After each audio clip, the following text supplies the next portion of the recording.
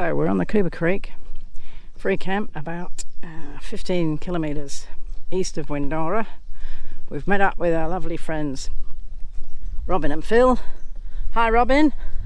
Hi Maura, how are you? Good. Do you like it here? I love it here. I'm so glad to see the Cooper with water in it. Yes, absolutely. Where's everyone else gone? They've gone to make lunch, I think. Oh, good idea. And here is, I thought I might have some of that bacon for my lunch, Maura. okay, here is the Cooper with water in it. I mean, what a glorious campsite. Look at this. We're that far away. Somewhere behind here is Phil and Narelle and Graham. They're all in making lunch. But look at this. Absolutely glorious.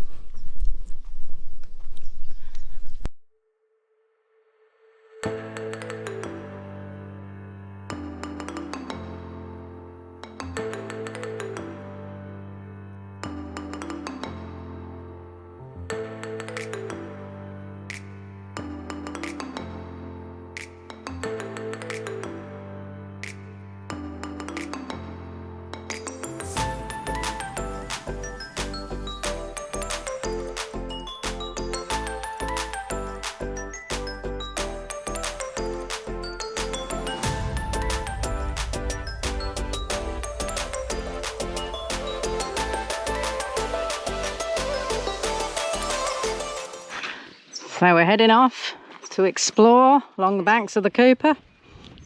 Everyone excited? Well, that is looking incredible. Never seen it like this. This is desert country.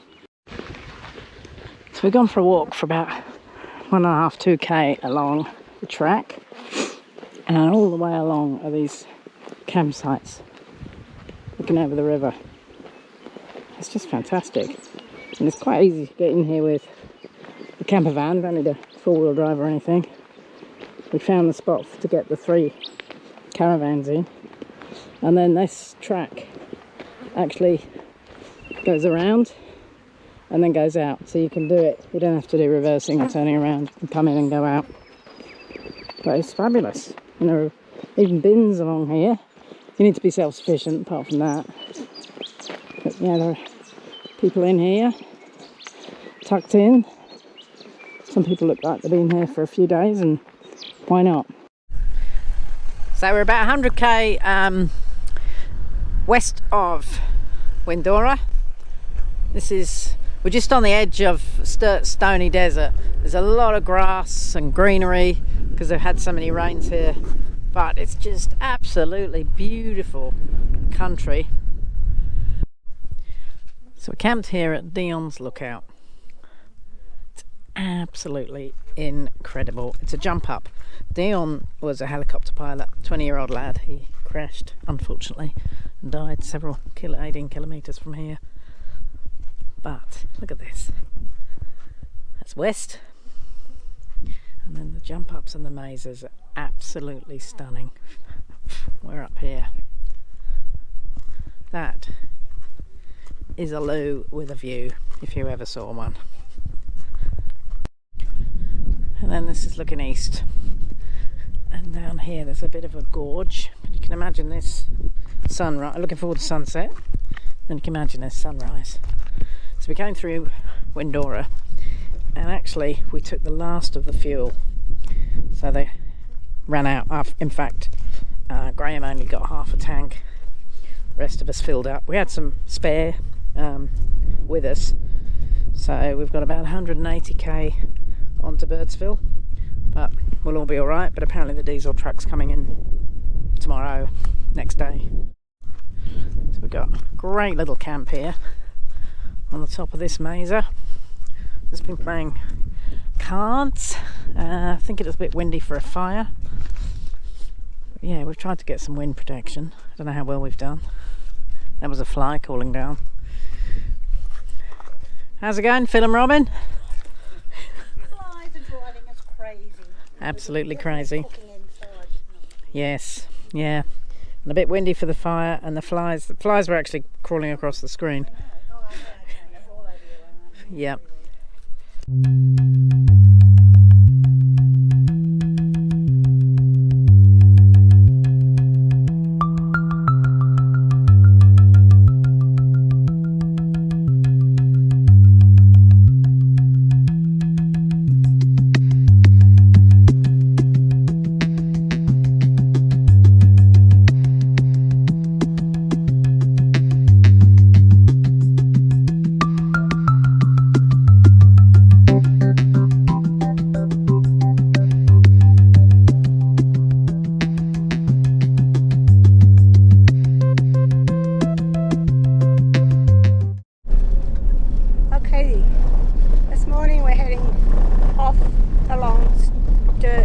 Stony Desert to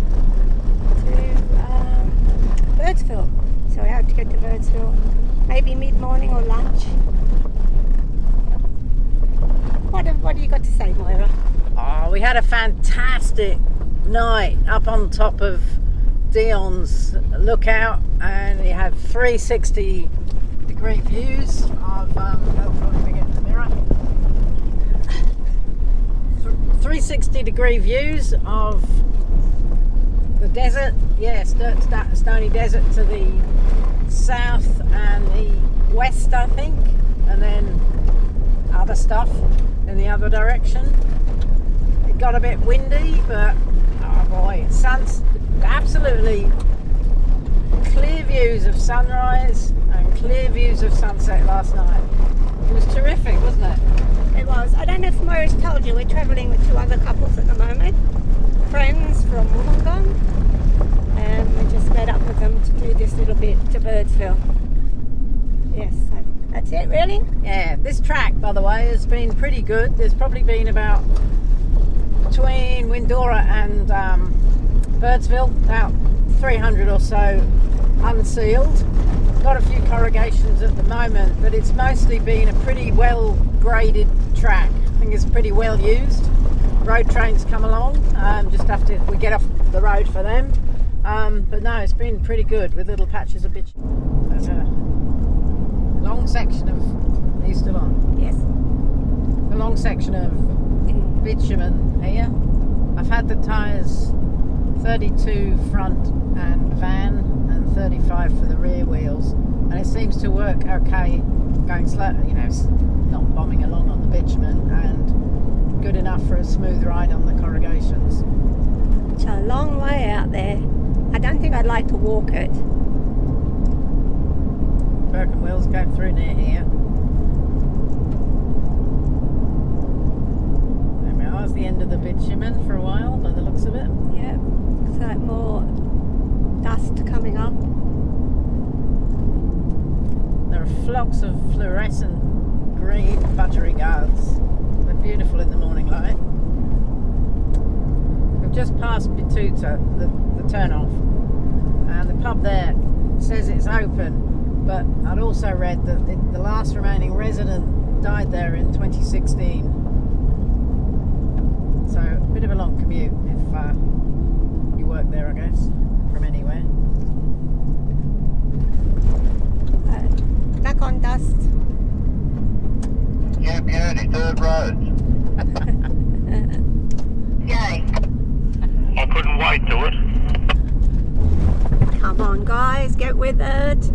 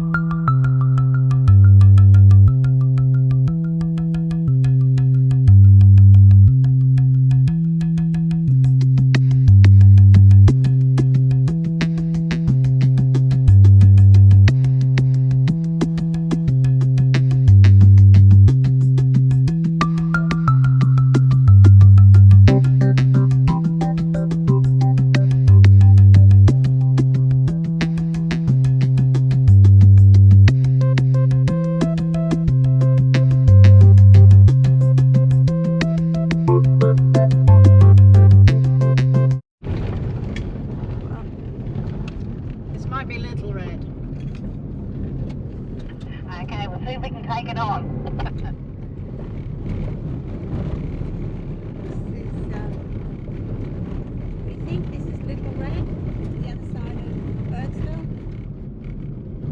Yeah. The lake's off to the right. Do you want to go and look at the lake first or go over Little Red? Easy up, we're easy, we don't care. The lake's dry. That's usually full of water. Oh. That was full of water when we were here last. Yeah. Alright, here we're going up over Little Red. Looks quite hard. Oh, it's corrugated, babe. Don't bounce, because we just bounced. I know. Wow. Gotta get some momentum, right? So I'll tell the boys in a minute.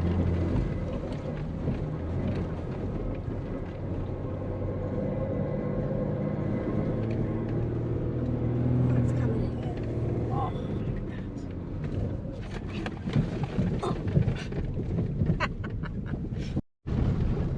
Okay. We came in a Little Red, which was quite bouncy, but okay. Now we're heading to Big Red. Yes, so we're not actually going up Big Red this time. We've done it before. We've just got some friends with us who'll take the plunge. So we're technically in the Simpson Desert because we're between that dune on the left to the west and Big Red's the last dune.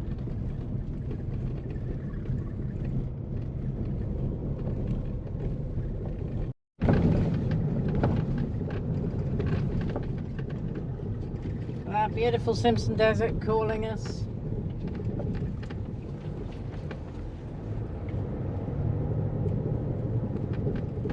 Maybe not this time. I'm glad we did it. I'm glad we've done it. It was beautiful. Can't recommend highly enough crossing the Simpson Desert, camping in amongst the dunes, camels and birds and desert rats eating your camp furniture. Beautiful. Oh, I wasn't filming. I'll start again. Alright, that's exactly what I do. Alright, there's the boys airing down, ready to do Big Red. Yeah. There's Graham and Phil. I can't see his car yet.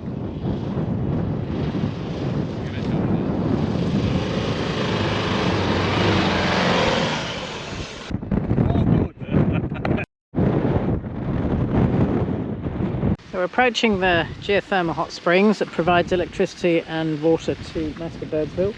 This is Wanganguru Yarralyandi country and it's beautiful.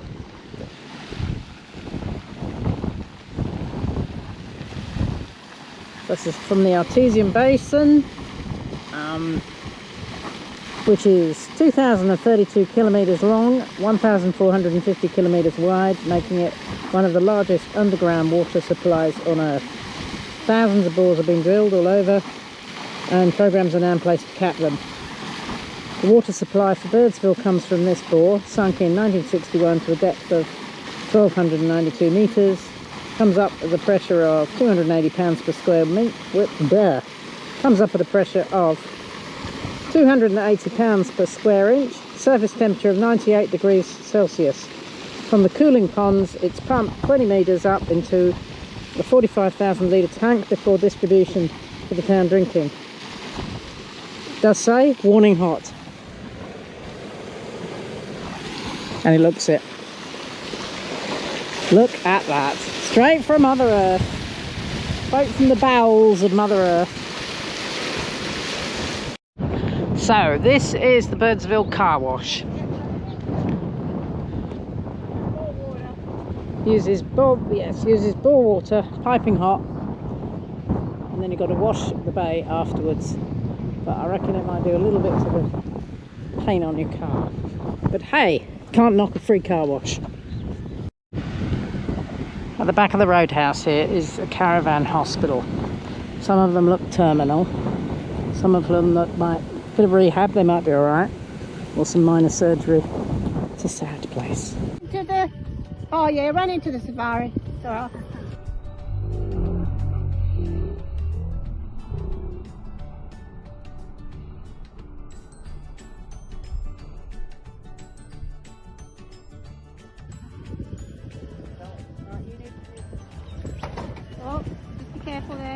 Can you go through there? More?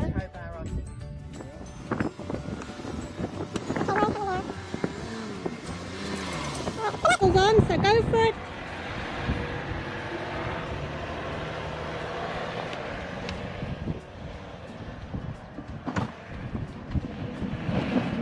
Ah, beautiful.